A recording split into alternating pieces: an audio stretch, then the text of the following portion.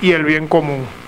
Si en algo sea envolver a nuestros ciudadanos, a los más pobres, a los excluidos, su dignidad, su posibilidad de ser un ciudadano, de ser un venezolano, y ha luchado siempre por la igualdad, ha luchado siempre contra la exclusión, y quizás eso no ha sido entendido por algunos sectores de nuestra sociedad y por eso arremeten contra la revolución. En principio, después de muchas labores de inteligencia, todo el tiempo o permanentemente trabajando por la seguridad del Estado, es muy fácil entender, determinar, señalar cuáles son los dos objetivos principales que tiene el gran imperio, los Estados Unidos, contra nuestra nación, contra Venezuela. En primer lugar, estos son dos objetivos políticos estratégicos. Impedir la propagación continental del ideal bolivariano, eso es vital, es fundamental para los Estados Unidos, y apropiarse y controlar la reserva petrolífera más grande del planeta. En función a esos dos grandes objetivos que se definen dentro de los objetivos permanentes del Departamento de Estado y que van contra el Estado venezolano, contra la nación venezolana, se empiezan a desarrollar acciones. Y uno se pregunta a veces, y hay venezolanos que a veces no lo entienden, no lo comprenden y creen que esto es ficción. ¿Por qué establecer estos objetivos? ¿Por qué hablar de impedir la propagación continental del pensamiento bolivariano? En primer lugar, porque si hacemos un poquito de historia, después de la caída del muro de Berlín y que desaparece la Unión Soviética, aparece aquella tesis del pensamiento único, del fin de la historia y el último hombre, de que todos los países del mundo iban avanzando hacia el neoliberalismo. Y aparece también un país pequeño, caribeño, latinoamericano, petrolero, que le señala al mundo que hay otro rumbo posible y que hay otra forma de construir la sociedad. Que un país como el nuestro, que siempre fue neocolonizado por los Estados Unidos, que siempre fue incondicional, sus gobiernos fueron incondicionales con las decisiones de los Estados Unidos. Llegamos a venderles el petróleo a 6, 7 dólares el barril. Hacíamos exactamente lo que ellos querían y disponían. Y que desde un país como este haya insurgido un movimiento bolivariano y haya propuesto al mundo una nueva forma de ver la sociedad y de construir un nuevo modelo de sociedad con valores distintos, con una ética distinta y con una lógica diferente, indudablemente es prácticamente un desafío al país más poderoso del mundo, que señalaba que el camino era una sociedad neoliberal. Y aparte de eso, aparece en Venezuela la faja del Orinoco, pues. La faja del Orinoco, que tiene la reserva petrolera más grande de Estados Unidos, sumidor, y tuvo el control del pueblo venezolano, quisiera tener el control sobre la faja, e indudablemente surge, repito, un gobierno rebelde, un gobierno que no acepta, que venía como un fundamental, solo nos ve un objetivo político y acto estratégico de esa gran potencia. A partir de esos objetivos que establece el Departamento de Estado norteamericano, se definen dos caminos para atacar con mucha fuerza a la revolución bolivariana. No solamente a las personas que lideran la revolución, nuestro comandante Hugo Chávez, sino a la revolución como proceso bolivariano. Y definen dos líneas de acción inicialmente, que son atacar a Venezuela por el tema de los derechos humanos, acopiar información que ellos obtienen a través de lo que llamamos nosotros en algunos casos sus procónsules. Ejemplos de ello tenemos a Ledesma, Leopoldo López, María Corina Machado, Diego Arria y muchos actores políticos más. Ellos empiezan a copiar información donde, manipulando esa información, hacen ver al mundo, o tratan de hacer ver al mundo, de que en Venezuela se violan permanente y constantemente humanos. Ejemplo de eso, yo tengo por aquí un informe que un amigo de la MUD me envió hace poco, de fecha 30, está nuevecito, que lo escribe Delsa Solórzano. Ellos pretenden elevar estos informes a varias instituciones internacionales, donde señalan que las fuerzas de seguridad actúan se empeñan junto con grupos paramilitares. Cosas como esas dicen ellos al mundo, irresponsablemente y sin ningún tipo de pruebas, y permanentemente acusan al Estado venezolano ante organismos internacionales, y tienen un bufete en los Estados Unidos que se encarga de ir recopilando todo, armando expedientes para ir aportándole información al Departamento de Estado que le permite en algún momento tomar decisiones políticas e inclusive militares contra Venezuela. Y la otra línea de ataque viene por el tema del narcotráfico y el terrorismo, donde señalan de manera irresponsable a altos funcionarios del gobierno, de la revolución, de estar implicados en actividades terroristas o de financiamiento al terrorismo y en actividades de narcotráfico, con intenciones de fortalecer esa matriz de que Venezuela hay un estado forajido. Bajo esos términos y con esa excusa han invadido otros países, utilizando métodos de las guerras modernas de hoy, de las guerras contemporáneas, como lo que llaman unas guerras de cuarta generación, utilizando contratistas, utilizando mercenarios, en fin, bajo el argumento de un estado forajido construido desde el ataque a derechos humanos e involucrando a Venezuela en temas de narcotráfico y terrorismo. Ellos van creando la excusa necesaria para poder atacar a nuestro país. Yo voy a hacer un rápido pasaje por una serie de acciones previas a lo que estamos viviendo hoy,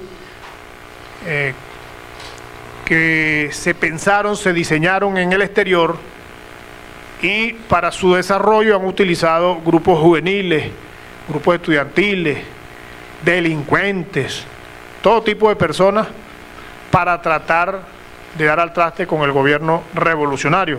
Y aquí vamos a entrar en temas que ya lo hemos tocado en otras ruedas de prensa, pero que es necesario recalcar y mostrar hoy algunas otras conexiones, nombres, personas que participaron en aquellas movilizaciones, que participaron en aquellas actividades y que hoy por hoy también están involucrados en toda esta actividad que hemos visto en Venezuela en los últimos meses. En primer lugar, estamos partiendo de lo que dieron a llamar ellos mismos la fiesta mexicana. Eso, algunos inclusive en una oportunidad que presentamos ese informe aquí, lo tomaron a chanza, ¿no? Lo tomaron a juego. La fiesta mexicana fue una actividad que se realizó en México, por eso le ponen ese nombre. Lo de la fiesta indudablemente es un nombre que le colocan a la actividad para tratar de ocultar la realidad de la actividad, y en esa actividad participaron importantes líderes de los juveniles y estudiantiles que hoy por hoy estamos viendo nosotros conduciendo, activando y ejecutando acciones violentas en diferentes partes del país, que afortunadamente han sido derrotados, pero que continúan de alguna manera buscando la forma de mantenerse en la calle. En esa actividad participa un ciudadano llamado Gustavo Tovar Arroyo.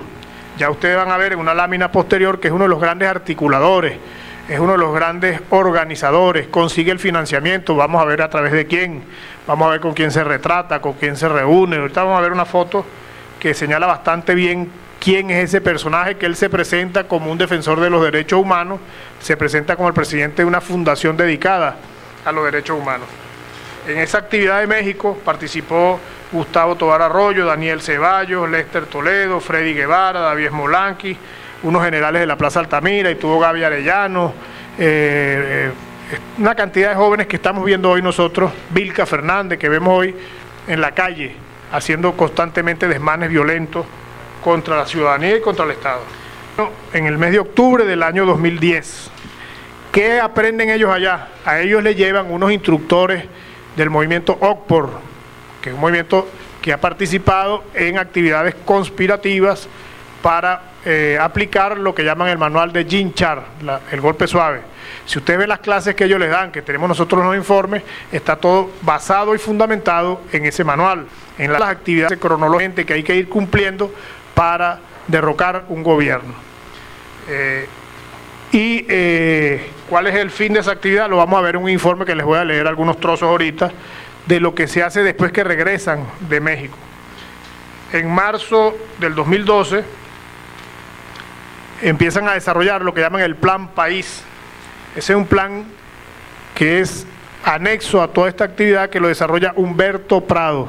Humberto Prado, con una ONG que se dedica, entre comillas, al derecho de las personas que están privadas de libertad, empieza a promover en los distintos centros penitenciarios las huelgas de hambre, protestas permanentes, protestas violentas, para que mientras JABU, Movimiento 13, Operación Libertad, todos estos grupos están en la calle tratando de desestabilizar, tratando de gobernabilidad posible, ellos estén en las cárceles también causando otro foco de violencia en el país.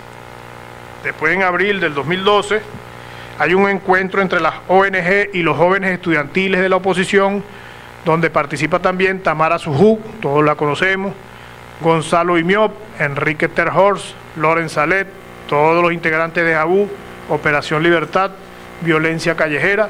Es lo que planifican ahí, violencia callejera para derrocar al gobierno. Ahorita les voy a leer un informe sobre JABU completo para que vean qué es lo que se trata en los campamentos de JABU, que también vamos a ver algunas fotografías.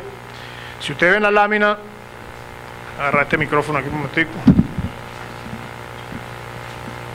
Si ustedes ven esta lámina, en primer lugar tenemos elementos que señalan el financiamiento de la NET, Freedom House, Canvas, el AEI y OTPOR a esta organización. Tenemos la demostración de las conexiones que existen entre Otto Reich y elementos como Gustavo Tovar Arroyo, que es el gran articulador de todo este movimiento. Gustavo Tovar Arroyo tiene comunicaciones permanentes también con el expresidente Vicente Fox de México. Tenemos demostraciones de su permanente, y él viaja permanentemente a Miami, allá se reúne con Eligio Cedeño aporta financiamiento para todas las movilizaciones al exterior que tengan que hacer para preparar a la gente. En esa fiesta participa, repito, la gente de Operación Libertad, donde está Vilca Fernández, JABU, donde está Julio Rivas, el Movimiento 13, donde está Gaby Arellano, y elementos de Voluntad Popular, como Daniel Ceballos, David Molaski, Manuela Bolívar y Freddy Guevara. También participa John Goicoechea.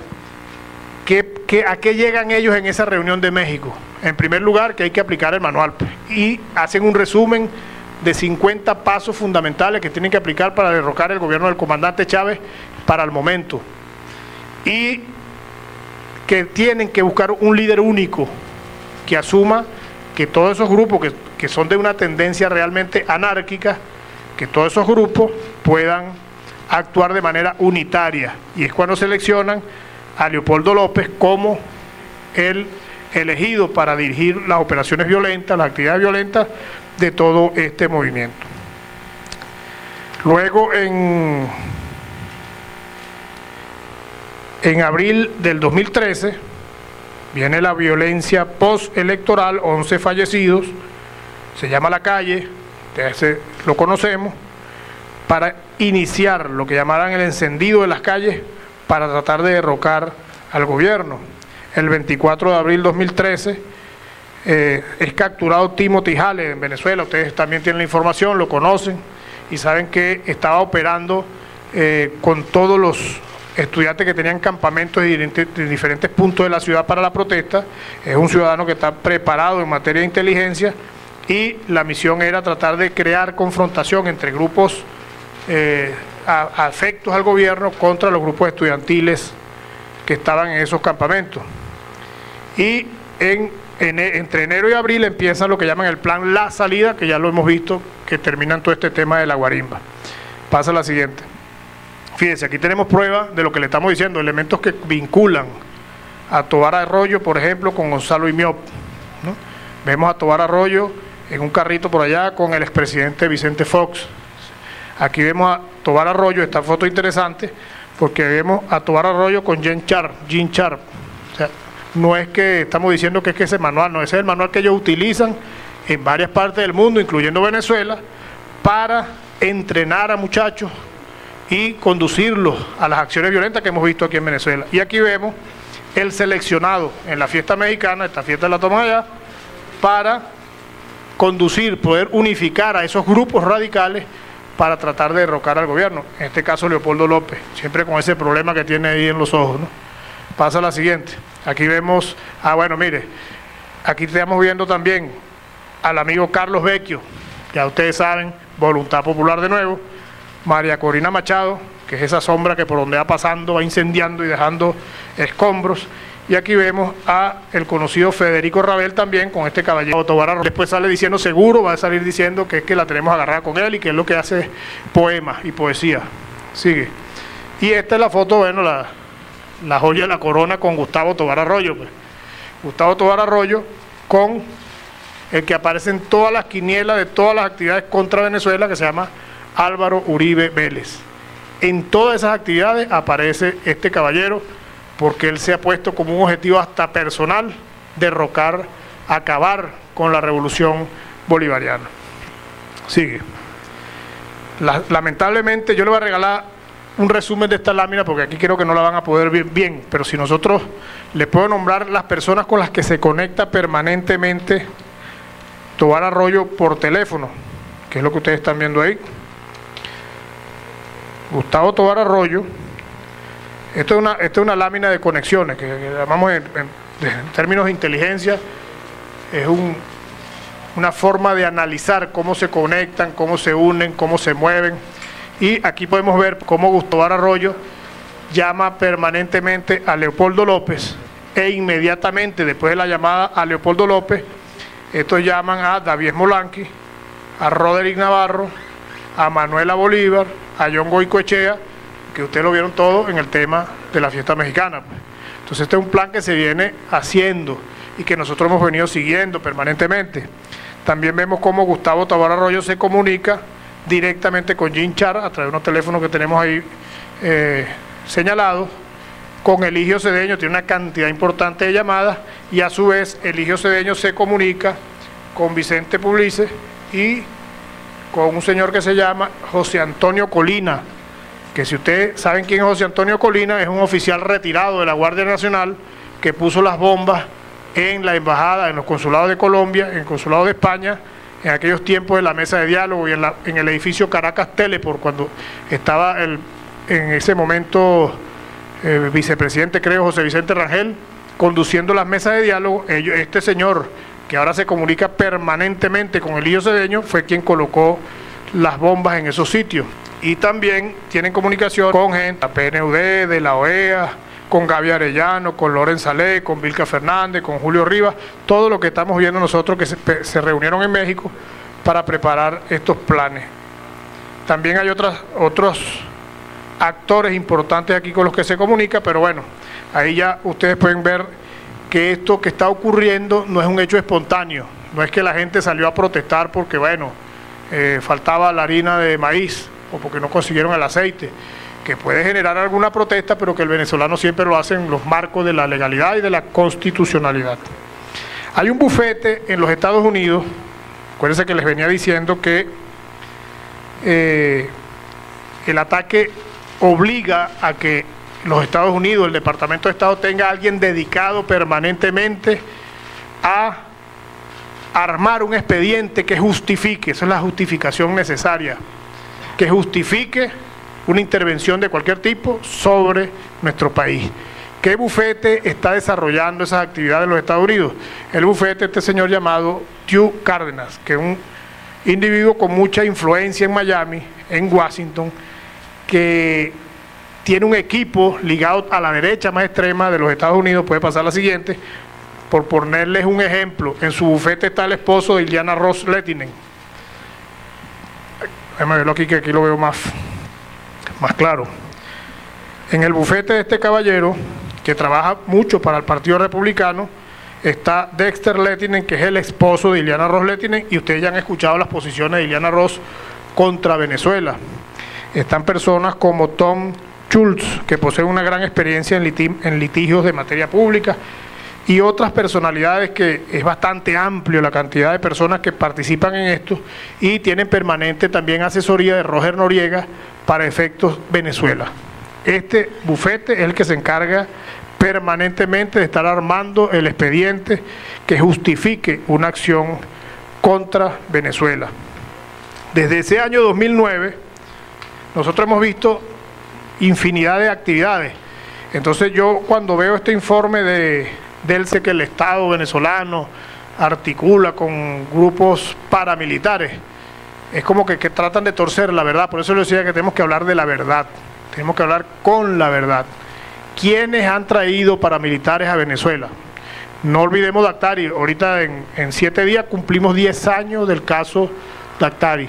En su momento eso lo convirtieron en un chiste, lo convirtieron que era un montaje del gobierno, que si los paracachitos, inventaron cualquier cantidad de cosas, pero el juicio a esos paramilitares fue abierto. Ahí que todo el que quiso entrar entró, y ellos clarito explicaron cómo vinieron a Venezuela y qué vinieron a hacer en Venezuela. ¿Quiénes estaban en esa acción subversiva? ¿Quiénes de verdad trajeron paramilitares a Venezuela? Bueno, ahí están algunos. Ahí está Alfredo Peña, que era el alcalde mayor.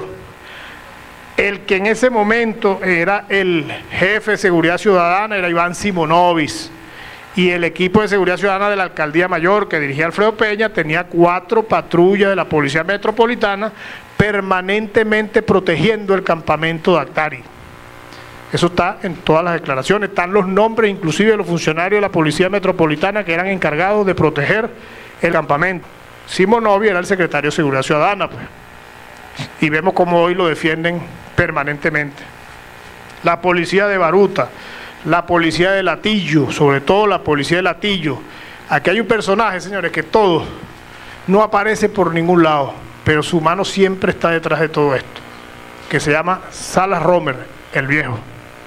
Salas Romer es el que financia, organiza, potencia el movimiento Jabú, que es un movimiento extremista. Ese caballero Salas Romer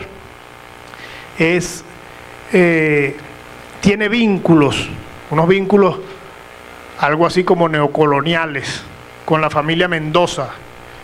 Les recomiendo que estudien esa historia, cómo se vincula los Salas Romer con los Mendoza en Valencia. Esos vínculos los vemos nosotros en todas estas actividades y nos llama la atención de que él no aparece por ninguna parte. En este caso, fíjese estos personajes. Robert Alonso, que es el que trae el manual de la guarimba a Venezuela y lo distribuye, y entonces le suman a los pasos que narra Jim Char el manual de la guarimba, ¿no? Vive en Miami, obviamente no vive en Venezuela, ni creo que venga, pero si viene aquí le espera una fría celda seguramente. Vuelve a aparecer otra vez Álvaro Uribe con Jorge Noguera. Jorge Noguera en aquellos tiempos era mi homólogo, él era el director general del DAS y está preso por narcotraficante y paramilitar. Él era mano derecha de Álvaro Uribe. ¿Y por qué sabemos que Álvaro Uribe tiene la mano metida en esto? Porque lo declaró el jefe de las Autodefensas Unidas de Colombia, Salvatore Mancuso, en una declaración en los Estados Unidos, que él mandó a esa gente para acá por instrucciones del presidente Álvaro Uribe. Seguimos. Fíjese el campamento de Jabú.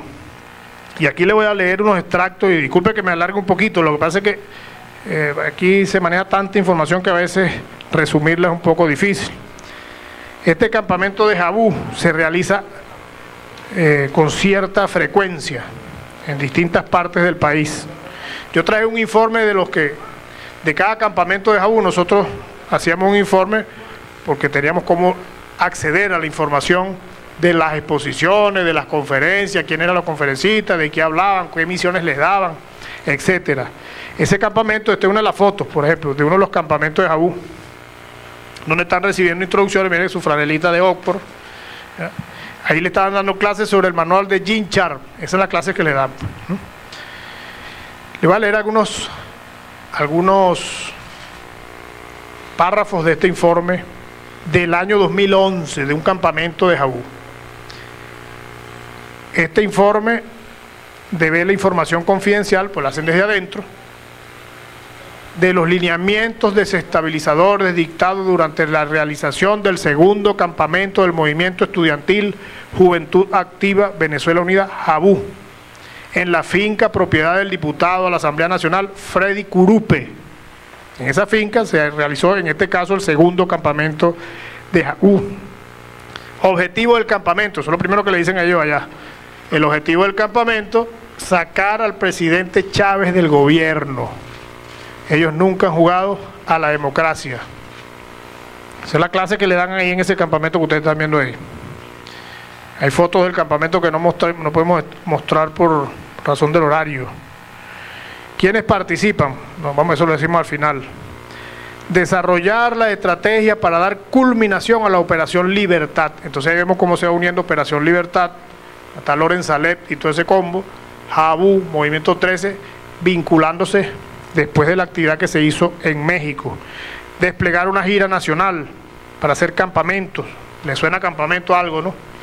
Una gira nacional y desarrollar campamentos con huelgas de hambre en distintas partes de las ciudades. Captación de gente en las comunidades, en las universidades.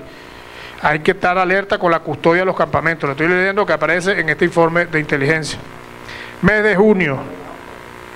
Activar con huelgas de hambre a los reos de los centros penitenciarios. Aquí está.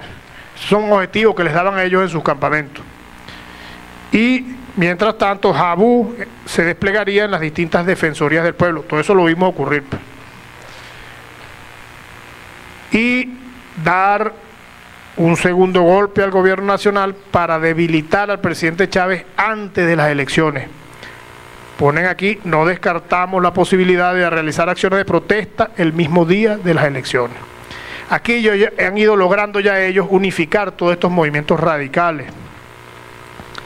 Financiamiento, aparece el diputado Freddy Curupe manejando recursos para estos campamentos de Jabú.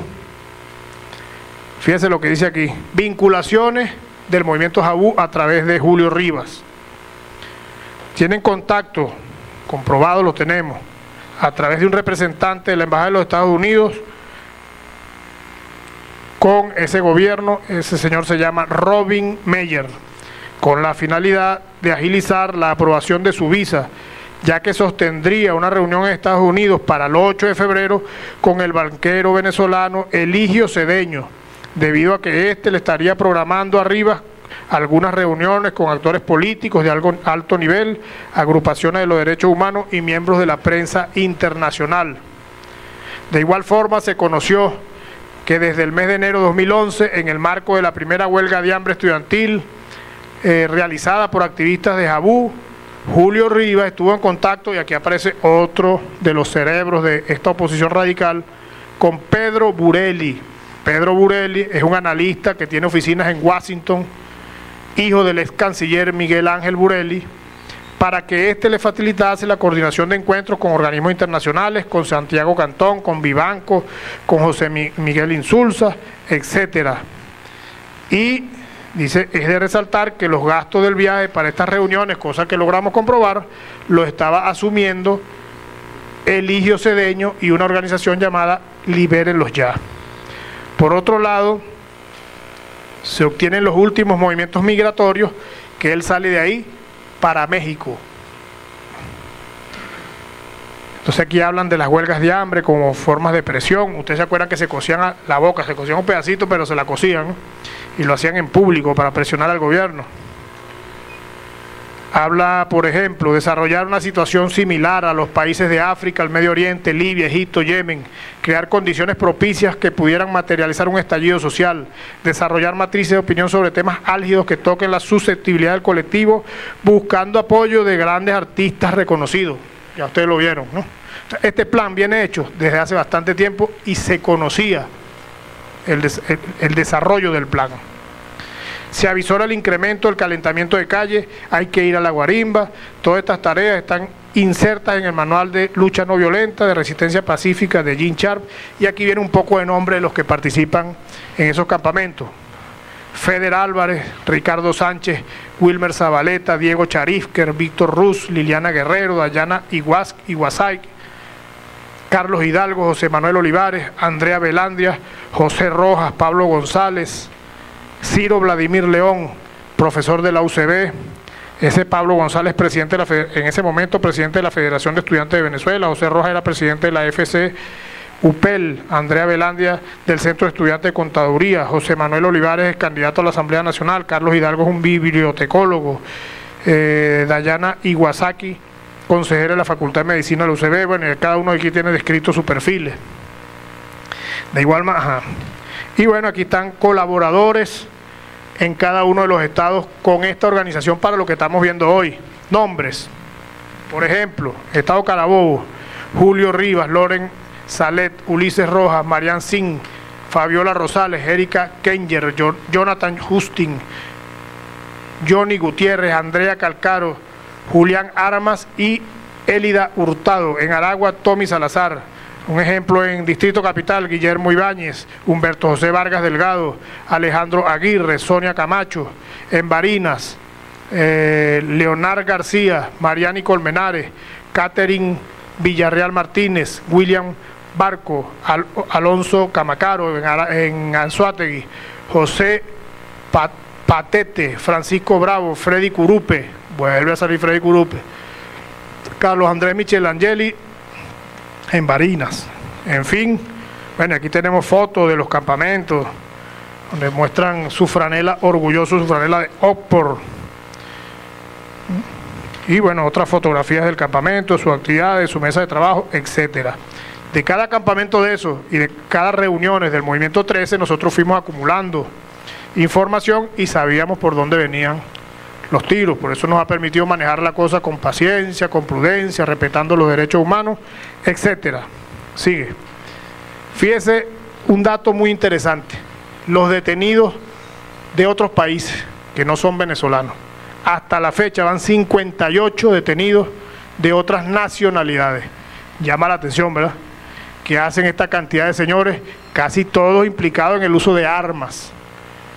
Porque acuérdense que este método de lucha que enseña Jean Char implica el empleo de personas mercenarias. En Estados Unidos los llaman los contratistas, que los preparan, los adiestran y no tienen nada que perder. Ellos cobran y van a cumplir su misión. Ejemplo de esto. Ustedes vieron otra vez Uribe, pues.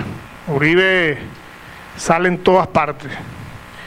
Este caballero Luis Encano Villamizar, colombiano, que fue soldado en Colombia, fue militar de las Fuerzas Armadas colombianas. Ahí está una foto que él guarda siempre como una joya, con Álvaro Uribe Vélez, jefe de todo el paramilitarismo y de la mitad del narcotráfico de Colombia. Y fotos cuando ya se desempeñaba en actividades paramilitares con armas de altísimo nivel tecnológico. Ese caballero fue capturado como asesor de las guarimbas en el estado de Torres, donde fue para poder dar esas guarimbas. Sigue. Fíjense este otro caso, como que sufre la misma enfermedad Leopoldo López. Todd Mitchell Leiniger. Este señor es de nacionalidad norteamericana. ¿Qué hacía este señor con esas armas en una guarimba en San Cristóbal? ¿No? Nada de eso en la política, y menos en la política subversiva de estos caballeros. No existen las casualidades, existen causalidades. Entonces, ¿qué hacía este señor de nacionalidad norteamericana? Repito, en una guarimba en San Cristóbal. Pasa de la otra, fíjese, y carga una chapa. Nosotros estamos todavía pidiendo el requerimiento a ver si esto existe, ¿no? Porque carga una chapa de una supuesta de justicia norteamericana. 2 pistolas y una cantidad, un fusil y una cantidad más de 2 fusiles de asalto y uniformes militares y una cantidad de cosas. Un señor norteamericano con su pasaporte norteamericano. Sigue. Le estoy poniendo más los casos, quizás lo que más podemos mostrar, ¿no? Estos son Yolanda Lara y José Fernández, especialistas en la construcción de artefactos explosivos, y fueron aprendidos el 21 de febrero del 2014 en Yaracuy. Estos señores tenían en sus escritos y en su equipo un plan de magnicidio contra el gobernador de Yaracuy. Sigue. Todo esto en lo que llaman algunos señores la protesta pacífica de la oposición, de los estudiantes, dicen ellos. Este caballero es un caso importante, Gabriel Alejandro Reyes Beltrán, código rojo en Interpol por el gobierno español. O sea, no pueden decir que es un montaje, que es que el gobierno venezolano lo sembró en la guarimba. Estaba guarimbeando, liderizando estudiantes, los organizaba. Es un adiestrador, es un entrenador para los estudiantes en el Táchira. Pasa la siguiente. En el tema de la guarimba, código rojo por narcotráfico. Entonces los padres, las madres, los familiares de los estudiantes vean a lo que exponen estos señores irresponsables a sus hijos, a contaminarlo con un señor que está solicitado en el mundo por narcotraficante. Y ahora viene un caso interesante, más que el anterior, que es el de Hugo Alberto Nuncira Soto, que mantenía bajo una fachada de vendedor de la economía informal,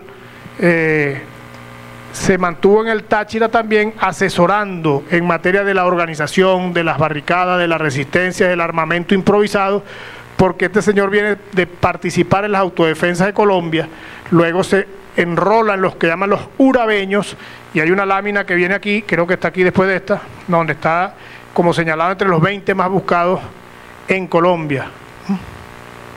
No, bueno, si no la tiene después la vemos. Este señor está entre los 20 más buscados de Colombia, por pertenecer a la banda de los urabeños, que se ha dedicado a la guerra, al sicariato y al narcotráfico, y fue capturado por el 6CPC en una guarimba en el estado Táchira. Sigue. Estos señores, que es un caso bien interesante también, fueron capturados en Santa Fe, cargaban armas de fuego, equipos de comunicación satelital, oxígeno especial dentro de la camioneta, no sé si está la foto ahí de la camioneta y todo lo que se les incautó, armas de fuego, todo el equipamiento para la guarimba y para la resistencia. Uno de ellos lo estamos investigando a fondo, porque tenemos muy buenas fuentes que nos señalan de que ese caballero tiene vinculaciones con servicios de inteligencia extranjeros. Hasta tanto no lo pueda probar, no lo voy a informar, pero la investigación va por muy buen camino. En el caso de Haitham Moquet, ¿verdad?, que es un terrorista de origen árabe, detenido en Aragua, ya lo presentó el gobernador del estado de Aragua, Tarek El Aizami, otro señor de origen extranjero, seguramente entrenando, adiestrando y preparando acciones terroristas en el territorio del estado de Aragua. Este caso importante para los caraqueños que han tenido que sufrir la violencia indiscriminada terrorista en el municipio de Chacao y en algunos sectores de Baruta. Este señor, el aviador, fue capturado y su nombre correcto es Rodolfo Pedro González Martínez. Este señor viene de los tiempos de la Coordinadora Democrática, el bloque democrático, siempre pasa hacia las filas radicales, de las supuestas democráticas a las radicales. Es allanado por el Servicio Bolivariano de Inteligencia, le incautan armas de fuego, municiones, materiales para actividades subversivas, pero lo más importante de lo incautado es que permite observar y ver que ese caballero es como el articulador logístico de toda esa gran operación que estaban haciendo ellos aquí en Caracas.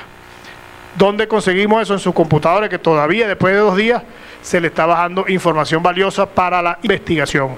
¿Quiénes aparecen así en una primera revisión de sus conexiones? Antonio Ledesma, que es el actual alcalde mayor de Caracas. Voy a buscar aquí mi lámina que se ve un poquito más clarita.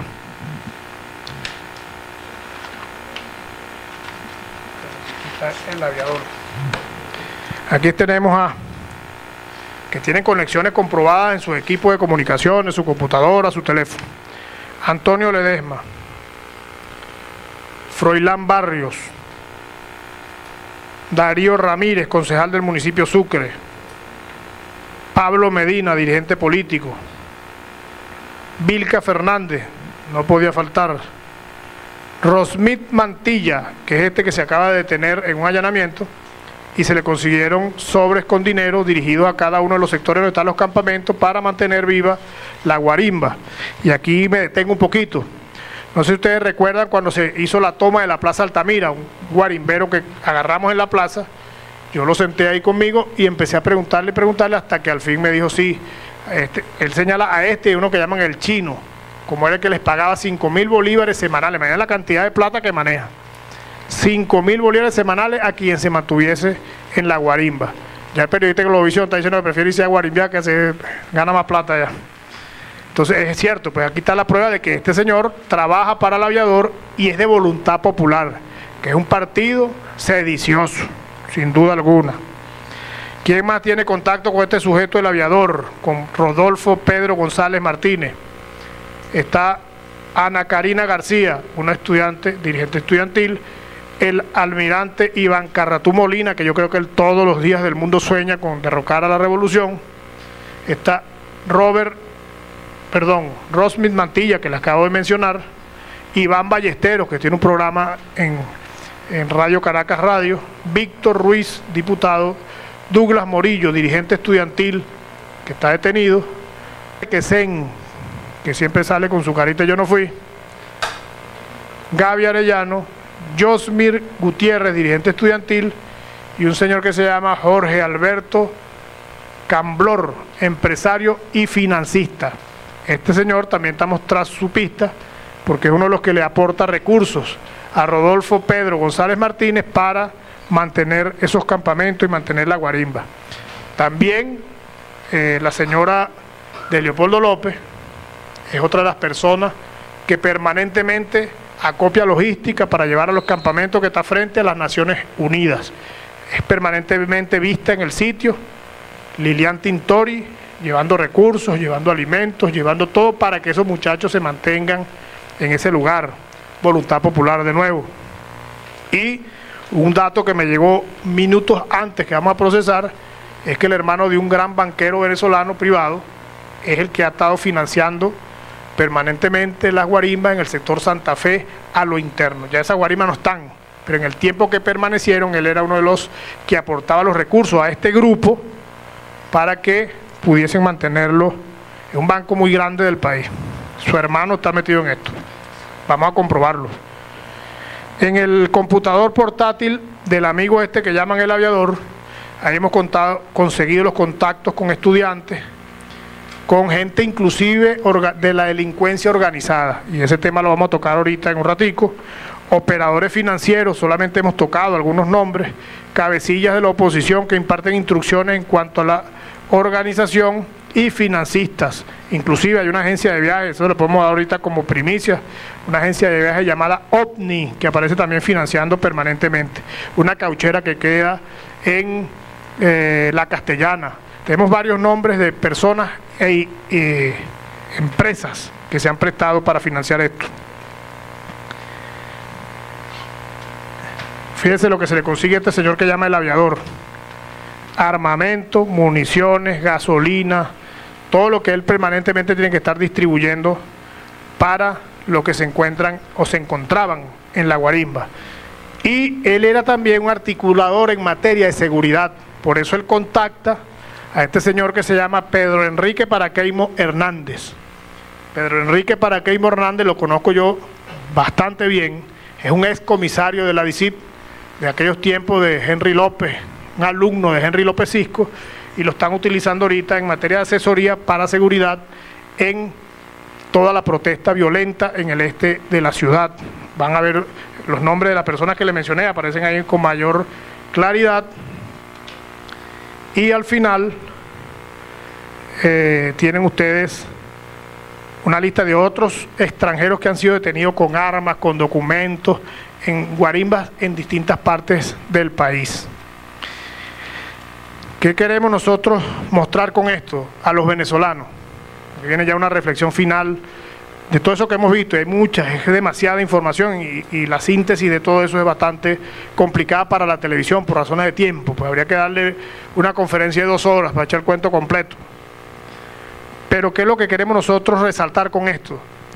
Que lo que está viviendo Venezuela es sin duda alguna un plan de conspiración insurreccional con fines claros de derrocar al gobierno legítimamente instaurado en el país, y que ese plan obedece a un objetivo estratégico permanente del Departamento de Estado de los Estados Unidos. Eso está clarito.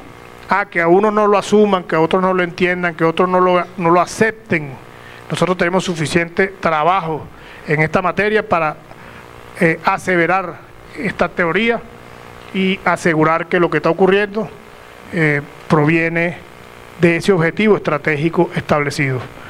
Es importante, para terminar esta rueda de prensa, que los venezolanos sepan que el camino para la construcción de la patria es el camino de la paz. Tiene que haber necesariamente una ruptura clara, definitiva, entre los que dirigen el sector de la oposición, que ha decidido avanzar por el camino democrático, y estos grupos o sectores que siguen aún decididos a utilizar la violencia y el terrorismo como los métodos para alcanzar el poder en Venezuela. Ya la política de Eudomar Santos, que han aplicado desde el 99 hasta hoy, lo que se llaman sectores democráticos, tiene que cesar. Esa política de cómo va viniendo, vamos viendo, ¿no? La cosa violenta va saliendo bien, entonces nos quedamos calladitos. No digamos nada, no toquemos, no, porque nos vamos a echar encima a los violentos. La cosa empieza a decaer, la sociedad empieza a reclamar, la sociedad empieza a rechazar, entonces nosotros salimos, rechazamos la violencia. Entonces van jugando, como el viento vaya soplando, ellos se van pegando ese viento ahí. Hay que hacer una ruptura tajante, clara, concisa, precisa ante el país, de que quienes están de un lado y quienes están del otro, y que es la mesa del diálogo, es la conversación permanente, el camino para que este país pueda desarrollarse, pueda crecer en paz, y es lo que todos los venezolanos esperamos y aspiramos. Ya ustedes han visto algunos actores, les he nombrado algunos, han visto fotografías de los que han ido conduciendo todo esto. ¿Qué viene ahora? Porque siempre se tiene que ver de Vilca, Carolina Machado, de otra facción del método del terrorismo. Ya lo estamos viendo. Cuando entran a un estacionamiento y creman 7 vehículos. La misma muerte de Otaiza, que estamos investigando a fondo, porque obviamente no es una muerte normal que sea achacable a la delincuencia organizada o a la delincuencia común. Asesinatos selectivos. Esa es una fase en la que pudiésemos entrar, pero que estamos seguros que si el pueblo, la sociedad venezolana como un todo, se suma, apartando las diferencias ideológicas y políticas, a construir la paz y a rechazar, a aislar a los violentos, podremos alcanzar el éxito y seguir avanzando en la construcción de un país pacífico. Entonces, este es el mensaje a los venezolanos: asumamos todos la construcción de la paz, rechacemos y aislemos a los violentos para poder tener un país cada día mejor.